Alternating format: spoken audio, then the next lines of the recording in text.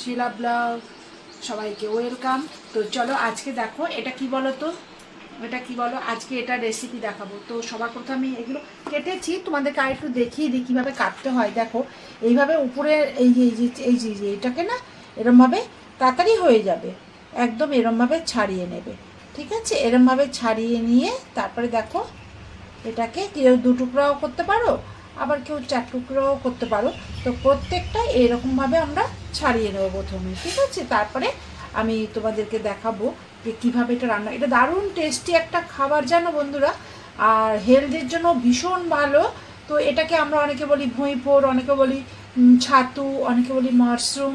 তো এই মাশরুমটা না মানে এটা তো মানে কাঠের উপরে এটা হয়, ওই জন্য এটাকে ভালো করে কেটে বেশি করে জল দিয়ে খুব সুন্দর করে এটা ধুয়ে নেবে, কারণ না হলে কাঠের গুঁড়ো না মুখে বাজবে, একটু বাড়ি বাড়ি মতন লাগে, বাড়িও থাকে, অনেকে বাড়ির উপরেই চাষটা হয় আর কি কাঠের উপরে। তো এইভাবে আমরা প্রত্যেকটা দেখো আমি এইভাবে কেটে নিয়েছি, এই দেখো, এই দেখো আমি এরমভাবে কেটে নিয়েছি। এবার এটাকে তারপর এর পরের স্টেপটা তোমাদেরকে রান্না করব কিভাবে সেটা তোমাদেরকে দেখাবো খুব সহজ পদ্ধতিতে। এই যে দেখো, চলো এটা কেটে নিই পুরোটা। তো বন্ধুরা দেখো আমি ভালো খুব সুন্দর করে কেটে এরকম করে কেটে রেখেছি, কেটে ভালো করে পরিষ্কার করে ধুয়ে পরিষ্কার করে রেখেছি। এটা খুব অনেকবার ধুতে হবে, নাহলে কিন্তু কাঠের গুঁড়ো লেগে থাকবে মুখে, তখন বাড়বে, ভালো লাগবে না খেতে। আর অন্যদিকে আমি এইখানে দেখো এখানে আদা রসুন আর পেঁয়াজ একসাথে, আর তার সাথে আজকে একটু শুকনো লঙ্কা দিয়ে দিয়েছিলাম, একসাথে মিক্সি দিয়ে পেস্ট করে নিয়েছি। তার উপরে এই যে জিরে গুঁড়ো, হলুদ গুঁড়ো আর নুন একসাথে মিশিয়ে রেখেছি মশলাটা। অপরদিকে দেখো আলুগুলো এরকমভাবে ডুম করে কেটে রেখেছি এই মাশরুমে দেবো বলে। হ্যাঁ জানো তো, এই মাশরুমটাকে অনেকে আবার বলে যে ব্যাঙের ছাতা, কিন্তু না, ব্যাঙের ছাতা ওগুলো আলাদা, ওগুলো হচ্ছে বিষাক্ত, ওগুলো কিন্তু কেউ তুলে খাবে না। হ্যাঁ, আর এগুলো আমাদের যারা চাষে, আমরা বেশিরভাগ চাষেরটাই কিনি আমরা। এগুলো আবার অনেক সময় যে কৌটোতে সিল করা, যেমন মিষ্টি পাওয়া যায় না সেই রকম মিষ্টির মতো হলদিরামের মিষ্টি পাওয়া যায়, ঠিক সেরকম এগুলো সিল করাও পাওয়া যায়। সেগুলো মানে আনছি এখন সিজন, যখন আনছি ওটাও কিনে আমরা খাই। তো চলো আমার পটলটা ভাজা হয়ে এসছে প্রায়, পটলটা ভেজে এই তেলেই আমি এবারে ওটা বসিয়ে দেবো।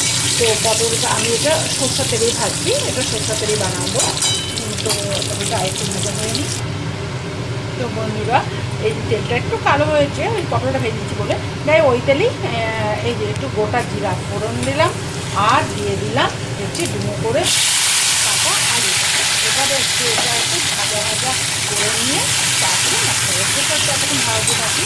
আর এইখানে তোমাদের পটল ভাজা ভাজা আমিও একটু টিফিন বার করে নিলাম, আম একটু টিফিন করলাম। আমার ভীষণ প্রিয় ফল আম, আমি সব ফলই ভালোবাসি। তো আমটা তো দারুণ দারুণ ভালো, সবাই আশা করি সবাই ভালোবাসো। তো এই সময় যে যত পারে আম খেয়ে না। তো চলো এটা একটু ভাজা ভাজা করে নিই। তো বন্ধুরা আলুটা দেখো ঠিক এরকম ভাজা ভাজা হয়ে গেছে, শুদ্ধ অলরেডি হয়ে গেছে। হ্যাঁ, আর ভাজবো না, এবারে মশলাটা দেবো। তো দেখো বন্ধুরা, সরি তোমাদেরকে বলতে ভুলে গেছিলাম, এর মধ্যে টমেটো এবং পেঁয়াজও দিয়ে দিয়েছিলাম। তাহলে আদা রসুন পেঁয়াজ টমেটো শুকনো লঙ্কা একসাথে মিশিয়ে আমি ধুয়ে নিয়েছি। তো চলো এবার আমি দিয়ে দিই মশলা পুরোটা এর মধ্যে।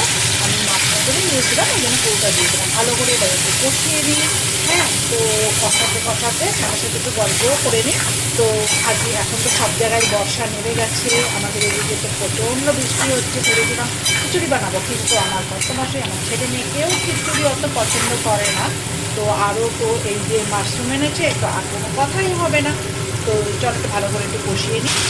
তো বন্ধুরা দেখো এটা আমার কষানো হয়ে গেছে, অলরেডি তেল ছেড়ে গেছে। তেল ছেড়ে যাওয়া মানে তো কষানো হয়ে গেছে, তোমরাও জানো। তো এবার আমি দিয়ে দেবো এদিকে মাশরুম। দেখো বন্ধুরা, আমার রান্না যদি তোমাদের ভালো লাগে, তোমাদের কোনো উপকারে আসে, অবশ্যই তোমরা একটা লাইক একটা কমেন্ট একটা শেয়ার করে প্লিজ। হ্যাঁ, তো বলো, তাহলে আমিও উৎসাহ পাই, আমিও এরকম নানান ধরনের রেসিপি তোমাদের সামনে তুলে ধরতে ভীষণ আনন্দ বা উচ্ছ্বাস নিয়েই করতে পারি। আর যদি তোমরা তা না করো আমারও আর তখন নিয়ে নাচছে মানে দেখো না, তোমাদের যদি ভালো লাগে তোমরা করে এটা, ঠিক আছে। তো ভালো করে এটা কষিয়ে নেবো।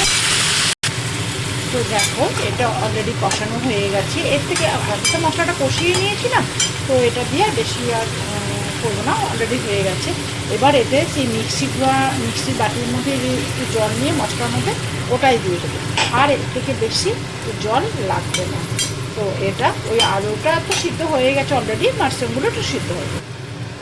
এইবারে এতে দিয়ে দেবো, এবারে একটু ঢাকা দিয়ে এটাকে একটু ফুটতে দেবো। গ্যাসের ফ্লেমটা বাড়ানোই আছে, এরপরে ফুটে উঠলে একটু কমিয়ে দেবো। তো বন্ধুরা চলো দেখে নিই, দেখো কি দারুণ লাগছে। তো এবারে আমি এর মধ্যে, এটা অলরেডি সেদ্ধ হয়ে গেছে, ঝোলটাও কমে গেছে, যাই হোক এখন আমি এরকমই নামাবো, এর থেকে শুকনো আর করবো না।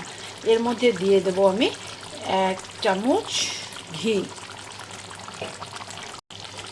আর এবারে এতে যাবে হচ্ছে একটু গরম মশলা। এটা আমার হাতে বানিয়ে আমি রাখি, হ্যাঁ, কারণ আমি বাজারে কেনা গরম মশলা গুঁড়ো দিই না, ওগুলো পুরো কাঠের গুঁড়োয় ভর্তি থাকে। তো আমি ওই জন্য নিজের হাতে গরম মশলাটা বানিয়ে রাখি। তো এইবারে এটা একটু নাড়াচাড়া করে একটু কর্তা মশাইয়ের জন্য তুলে রাখবো। ওকে চিনিটা দেবো না, বুঝতেই পারছো সুগার আছে, তো ওই জন্য ওটা তুলে রেখে একটু চিনি দেব। তো চলো এটা একটু তুলে রেখে নিই। এবারে এতে দেব একটু চিনি, মানে এটা তুমি ভাত, পরোটা, রুটি, ফ্রাইড রাইস, পোলাও যে কোনো কিছুর সাথে খেতে পারো। এটা দেখো কি দারুণ কালারটা এসছে। এটাই তুমি হোটেলে খেতে যাবে, প্রচুর দাম নিয়ে নেয় জানো, তুমি বাড়িতে বানিয়ে খাও, তুমি কম টাকায় পুষ্টিকর এবং ভালো জিনিস খেতে পারবে। তো চলো আমার রেডি, এটা হচ্ছে মাশরুম কারি। ও বন্ধুরা, আমার মাশরুম কারি রেডি। দেখো একদম মনে হচ্ছে যেন এক্ষুনি খেয়ে নিই, কিন্তু এখনও খাওয়ার সময় হয়নি। এটা সত্যি আমাদের সবার ভীষণ পছন্দ। তো এই মাশরুম কারি তোমরা ঝটপট বানিয়ে নাও, আর যতক্ষণ বানাবে ততক্ষণ আমার বাড়ি চলে এসো, খেয়ে যাবে গরম গরম ভাত দিয়ে মাশরুম কারি। চলো টাটা।